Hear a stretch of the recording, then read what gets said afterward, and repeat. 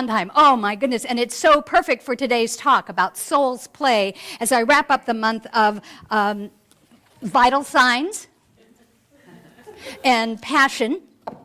Or it's all the same thing, not and. Oh my gosh, I could quote almost every line in that song from Anyone Can Whistle, right? Anyone Can Whistle, right? So if you guys need to hear it again on your own, but it's perfect for what we're talking about in terms of, wow, everybody says don't. They do. You grow up and you say, I want to be a singer, I want to be an actor, I want to be a writer, I want to be a airline stewardess. I don't know if they even say that anymore, but everybody, you come up with your dream. Slow down, Duchess. I'm just like,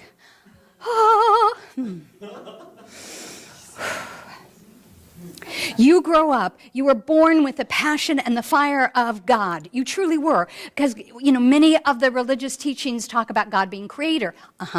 As we do, because you are co-creator with that idea of spirit. So you are born with that fire, that presence, with your calling, with your passion. And it doesn't matter what it is or was. Oftentimes you would grow up or you tell your best friend or, oh, heaven forbid, you told one of those tall grown-up people, adults in your life, and you said, well, this is what I want. I want to be a ballerina when I grow up. And they say, you're too short, you're too fat, it costs too much for lessons. And you go, oh, okay, I guess you're right. And then they say, don't cross the street, don't follow your dream, until you get old enough to listen to Joseph Campbell, who says, follow your bliss. But as a kid, everybody says don't. And I am here to remind you, now that we are grown-ups, that I don't say don't. I don't say not. I say don't postpone joy. I guess that's the only kind of don't.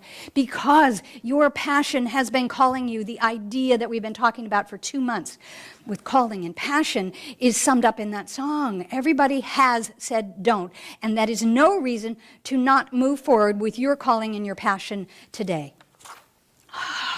What have I got? Rilke wrote, perhaps everything that frightens us is in its deepest essence something helpless that wants our love. Everything that frightens us in its deepest essence is something helpless within us that wants our love.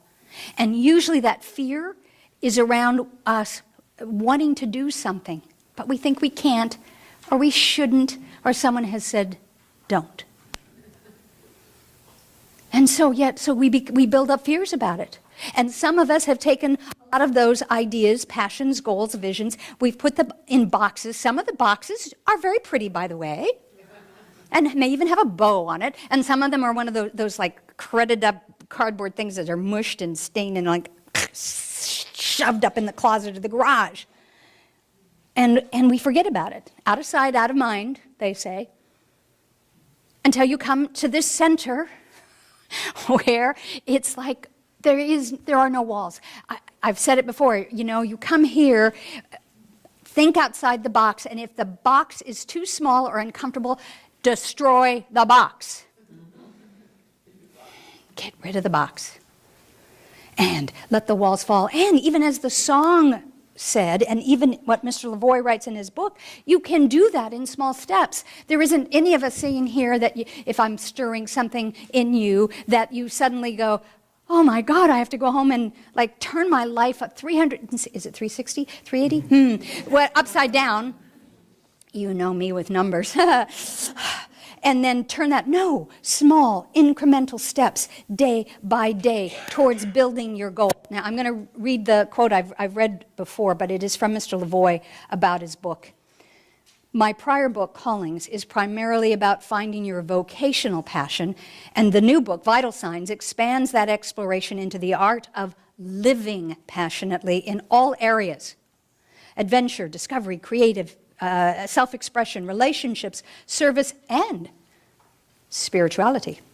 While Callings is geared to doing what you love, Vital Signs is geared to being in love with life, not just attaining passion, but cultivating the skill of passion, not just a passion as a place to get to, but a place you come from.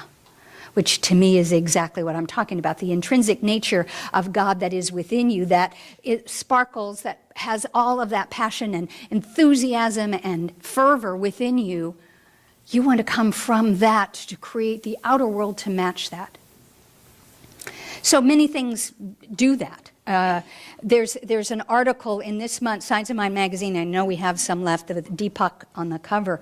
And there's an article by Dr. Rev Duchess Jennings in there, and one of our favorites, and wonderful man who also loves Ernest Holmes. And he has an article in there which is taking spirituality, passion, and relating it to sports. Now, I was able to understand the first part because it was about baseball. Then he went on and talked about those other sports, which I didn't understand. But the gist of it was, he also talked about, he referred to Ernie Banks, Mr. Cub. Do you all know who I'm talking about? All right. Famous, wonderful man who had such passion and enthusiasm about the game, and he had a motto that he lived by that was called, how did he put it? Let's play two. And the reason he did that is because if he got knocked down by a pitch, and that happened a lot, he would get up and he'd laugh and he'd go, let's play two. He'd get back up and he'd hit it out of the park. So he had the passion and enthusiasm. There wasn't something within him that said, don't, you can't be a Major League Baseball player because you're an African American and they're not hiring people like that, a while back. And don't because, wow, you just got hit by a pitch, so you better sit back on the bench. No, his enthusiasm and his passion kept him going. And Dr. Jennings said, if we're not doing what we love is calling to us to come and do it. Same thing that Rilke said. Passion does have that thing, that fervor about passion and romance and all that, and passion is bigger and greater than that. And Mr. Lavoie also writes, we do so because we recognize that the passion is the risk, and it's only by taking risks that whatever passion is in us truly comes alive. That'll make sense to you guys later when you hear a second song. It makes sense now because we happen to have, I know, 3 people in this center right now that have been taking a risk and following their passion and doing a play, a musical that they've never done before in our community. And some of you get to go see it, and some of you have seen it. But they matched that. They took a risk to audition. They took a risk to perform and do this and go, ta-da, here's who I am and what I love. I'm having a great time. Let's play two. And they're saying yes to that passion. I want us to say yes to the passion. I'm not saying you should all go audition for the next play at Chico Theater Company. Mark Edson would probably, throw things at me. What? Yes, I'd like you to have hold a special audition for my entire community. They're coming out to sing for you. But the idea being that these people here, and I didn't include Macy in that because Macy already knew this passion. Macy's already done that. It didn't feel like a risk to her. It was like, where can I be? When? Tell me what time to show up. But I'm talking about Mary, Tina, and Don saying yes to that. And we get to celebrate that with them. When we watch them on stage following their passion, it stirs something up in us. It's like, well, if they can do it, I can do it. Nobody's going to say don't to you about your passion. Not on my watch. If you've got a passion, I want to invite it. And that's why I invited our guest speaker for Mystic Monday tomorrow night, Mr. Lavoie, because there's something about the way he writes and speaks, and the passion exudes from him in such an effortless, intelligent, funny way that I know it's going to rekindle something within you. So even if you're in the retired mode, there's a passion in you, there's a calling, and I want you to find it. In fact, later in the article with Dr. Reverend Jesse Jennings, he reminds us, oh, no, wait, that's not the one I want. Wait. No. Okay, talking about the retired thing, sorry. You know me, I got started. I got so inspired and passionate that I started talking before I even looked at what I wanted to talk about. I'll find it. Oh, no, I guess I cut it out, didn't I? Okay, no, there it is. Mr. Lavoie said, this would be great. Those of you watching me on YouTube for the first time, stick with me. However successful we are in pulling our passions back out of the bag, should we live long enough, we may get an assist from the aging process itself with its onset of that blessed developmental stage in which you simply don't care so much what other people think about you. See, I knew you guys would like that. You begin to regain some of your natural expressiveness and unbatten some of your hatches. So I don't want my retired people to say, oh, don't tell me about passion. Yeah, I'm going to tell you about passion. I'm going to dance about it for you. I'm going to hold it up in billboards, invite people to speak or sing, to find whatever it is, whatever little place that we can touch where it connects and the synergy happens, and you go, aha, and you have that epiphanic moment, and you go, that's my passion. And the passion may be different. I'm not saying it has to be the ballerina, the attorney, or whatever passion it was as a child, but maybe it is. And you get to find out what it is. You get to embark upon the adventure of revealing it and having all of us help you, support you, cheer you on. Edmond Rostand, the author of Cyrano de Bergerac, writes, I set out to bring down stars from the sky, and then for fear of ridicule, I stop and pick little flowers of eloquence. Oh, I'm going to read it again. I set out to bring down the stars from the sky, and then, for fear of ridicule, for fear someone would say don't, I stop and I pick up little flowers of eloquence instead. So I don't care whether you're 9 or 90. I want you to reach for the stars within you, what turns you on, what brings you joy and passion. In the article that Dr. Reverend Jesse Jennings, he reminds us that if we metaphorically fall, we take a risk and it feels like we're not as successful as we want, we fail or fall, it's wise to release our attachment to what no longer serves us, especially releasing an attachment to an outworn belief or conviction or pattern. In fact, he said, it's even wiser to let go before we. Yeah, we talked about that Thursday. And because there's this, let go before I fall. First of all, that implies I'm going to fall. Well, maybe. We all do. That's part of the growing process, to take a risk, to take a step forward. Maybe we stumble a little bit. Maybe we actually fall. Maybe we're like Ernie Banks. We get hit by a pitch, but we get up laughing, dust ourselves up, and go, let's take 2. Come on, let's play 2. Come on. Allowing ourselves to let go before we fall is probably the best insurance to not falling that I know of. Because you are letting go of fear, the bigger one, it's under the box of fear, attachments, expectations. You're letting go of the 37 times you tried this before and it didn't work.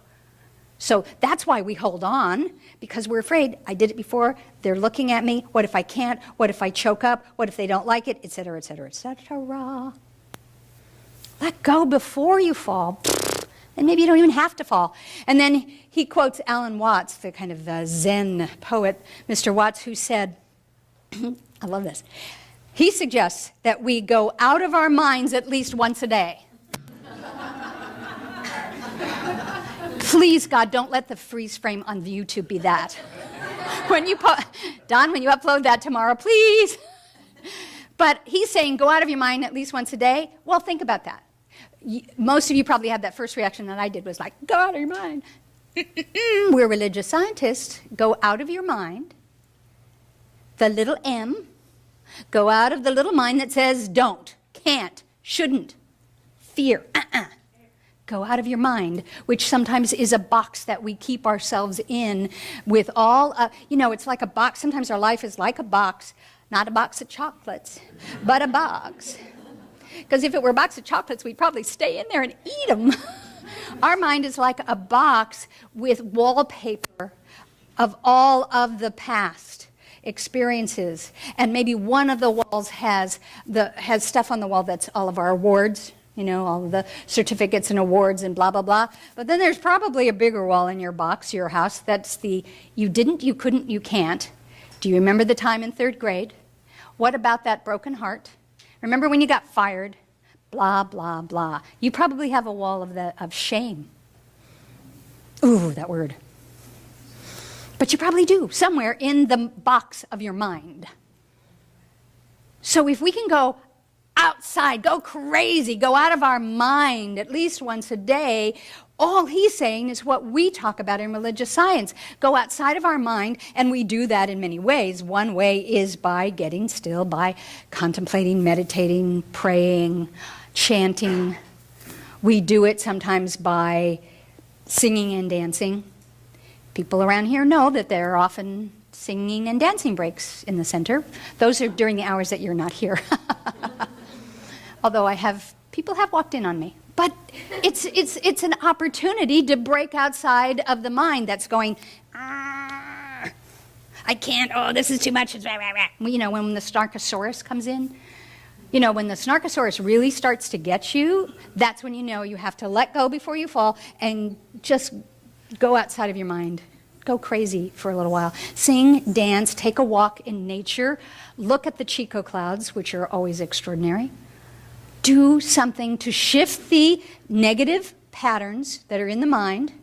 Do something that doesn't take you over to the wall of shame to look at the certificate that tells you, you can't, I shouldn't, I knew it was going to be this way. Why? No, breathe, bring back up. Let's play 2. Stand up and go towards something that turns you on, something that is your passion, whatever that may be. Allow it to feed you. Allow it to guide you.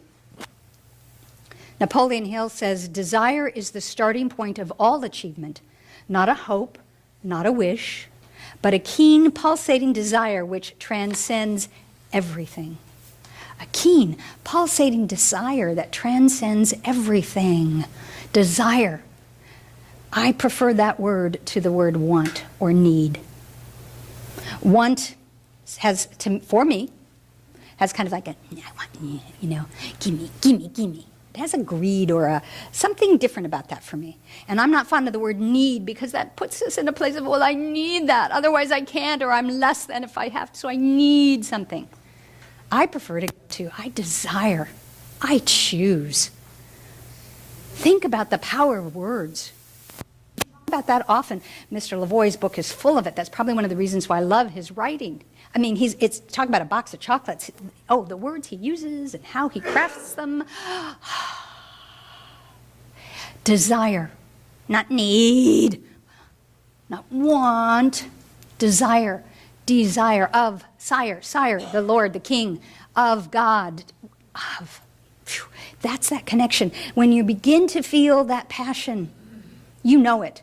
How many of you, whatever, whether as a kid or now, when you're into a project that you love, it could be working on something in the garage, it could be cooking and baking, gardening. When you're in it, suddenly somebody will come out and go, are you coming in or not? It's getting dark. And you go, oh, right. Or, you know, you're sitting at the computer or you're writing and you're doing something, someone else comes in, aren't you going to come to bed tonight? Oh, I forgot what time it was. That's because you're into the desire and the passion. And that's how you know when you're connected with the desire, when you're connected in the flow, the vital sign of being one with the co-creator that you are. Mr. Lavoie writes, it matters greatly that every one of us is out there doing our proverbial thing and expressing our passion for life. Interconnectedness being what it is, the web being what it is, the mechanics of inspiration being what they are, it matters greatly that every one of us is out there doing our thing. Following our bliss, following our passion, following our calling. And as the song said, as the material talks about, take a step a day towards that. One step a day. If you're a writer and you want to be a writer and you just say, well, the great American novel's been written and now with the internet and e-books and I don't know, and you haven't written anything for 3 or 4 weeks, Write something. Get a Twitter account, for crying out loud. You get 47 characters. At least it'll get you started writing again. Start writing. Whatever it is that is calling you,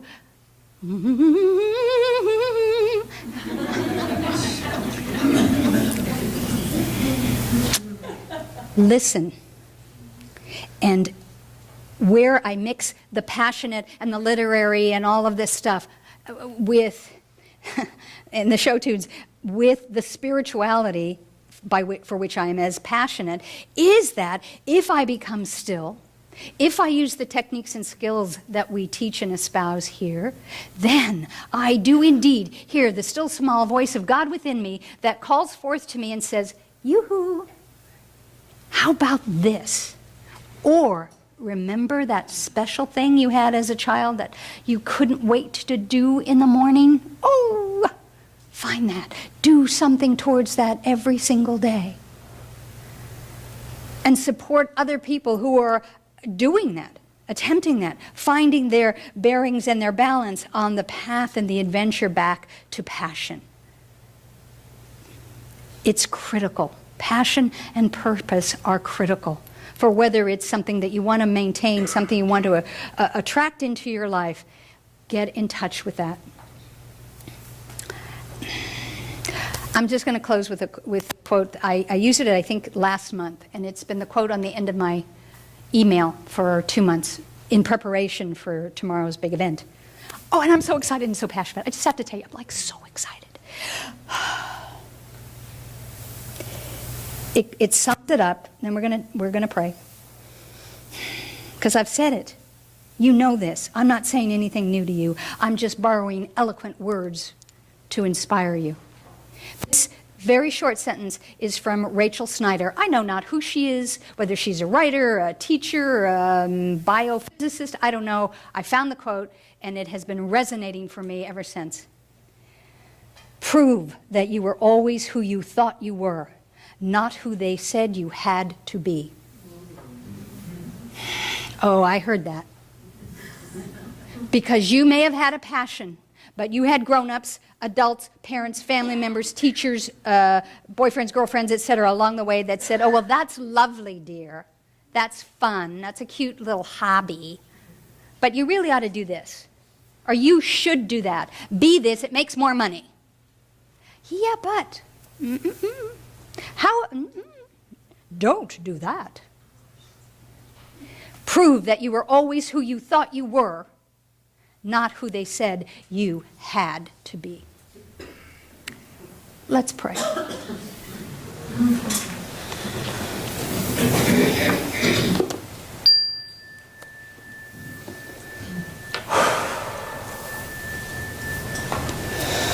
Short and sweet today, rekindling the fire of passion from within,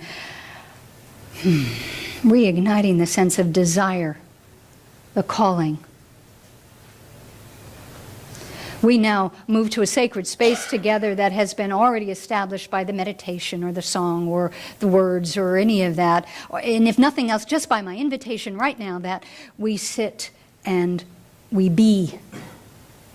Set aside anything in your lap. Set aside some of the lists going on in your head. Set aside the fact, oh my gosh, we're going to get out of here early. I can do something else later.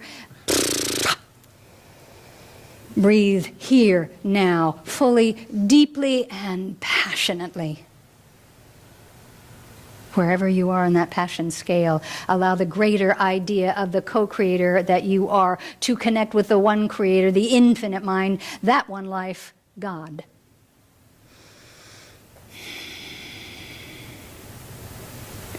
And remembering that there is only that life of God, then I must remember and know that I am one with that. For that creator created me in its image and its likeness and all of its glory and passion and joy. And so my charge is to live that, to be that, to know that, and then to take it on my path, my road, and my adventure. So that if I want to sing out, I sing out. If I want to be free, I'm free. I am that I am. And so I creatively, lovingly, passionately choose what I want to be. I give space and grace to the desires within my heart and soul and say, yes, yes, yes. Let us walk this life together in fullness, in richness, in power, in fun, and in joy. And as I know this for everyone. Because, remember, we teach, we are one. So as I know it, claim it for myself, I make it possible. I give permission, I invite, and I set that example for everyone else to live from my passion, to let it infuse everything that I think, say, and do. And I decide to go out of my mind at least once a day and tap into that inner joy, that inner passion. I'm so grateful for this.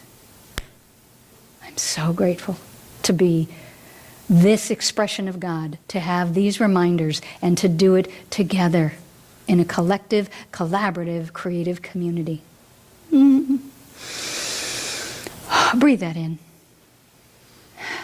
And if there's been any place within your body or mind where it felt uncomfortable, just breathe there now. Let the light, the love of God just soften it. Resist not.